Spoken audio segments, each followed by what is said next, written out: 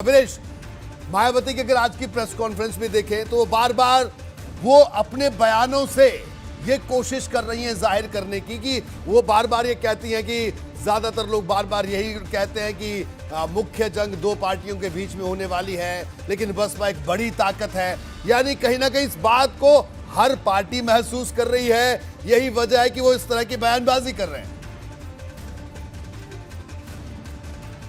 देखिए, बसपा जो प्रमुख है वो लगभग इस कोरोना काल में पहली बार प्रेस कॉन्फ्रेंस करने आई हैं, क्योंकि उन्हें कोरोना पकड़ रहा था, इसलिए वे ट्वीट कर रही थी। ट्विटर से देखा कि अब मामला अब पूरे फुल फ्रेम में आ चुका है चुनाव का, तो भैया अब निकलना पड़ेगा, नहीं निकलेंगे तो ये अखिलेश यादव की साइकिल लगातार चल रही है, ये प्रियंका गांधी गले गले मिल रही हैं, डगर डगर चल रही हैं, ऐसे कैसे होगा। और ओम प्रकाश राजभर हैं, संजय निषाद हैं, छोटे छोटे दल हैं, जयंत चौधरी हैं, लगातार काम कर रहे हैं, तो एक बार प्रेस कॉन्फ्रेंस करके अपना मुंह तो दिखा दें। ट्विटर से काम नहीं चलेगा, ये उनकी भड़ास थी, निश्चित रूप से वो पिछड़ती जा रही थी। लेकिन जो सारा परिप्रेक्ष्य आपने कहा कि आखिर योगी क्यों इन सीटों पर फोकस कर रहे हैं, इसकी व्याख्या के लिए दो शब्दों का मैं प्रयोग करूंगा। पहला कि हार कर जीतने वाले को बाजीगर कहते हैं, यानी वो बाजीगरी की तलाश में है। और दूसरा शब्द ये है कि योगी चले मोदी की राह। देखिए, 80 सीटें हैं जहां भारतीय जनता पार्टी लगभग नहीं जीती थी, उन सीटों को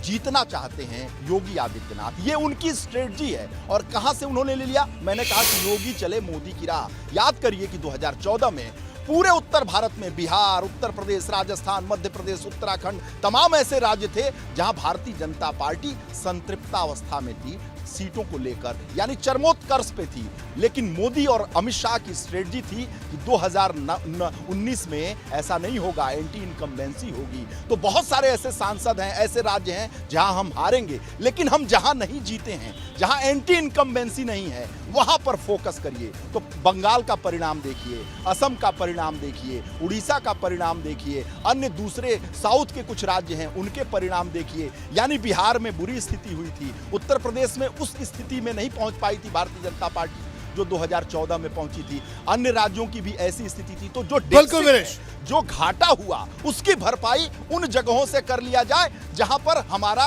कमल खिला था। बिल्कुल, 80 ऐसी सीटें। बिल्कुल विनेश, ये पॉइंट, ये बात आपने बड़ी अहम बात आपने कही कि यही रणनीति भारतीय जनता पार्टी के मुख्यमंत्री योगी आदित्यनाथ की है कि जिन सीटों पर नहीं जीते थे तो जाहिर सी बात है कि जो सिटिंग विधायक होता है उसके खिलाफ एक एंटी इनकम्बेंसी बन जाती है स्थानीय स्तर पर, किसी भी पार्टी का हो, चाहे सत्ता पक्ष का हो, विपक्ष का हो। तो ऐसे में बीजेपी और मुख्यमंत्री योगी आदित्यनाथ की यही रणनीति है कि उन हारी हुई सीटों पर भी फोकस किया जाए और बाकी जगह अलग से फोकस किया जाए।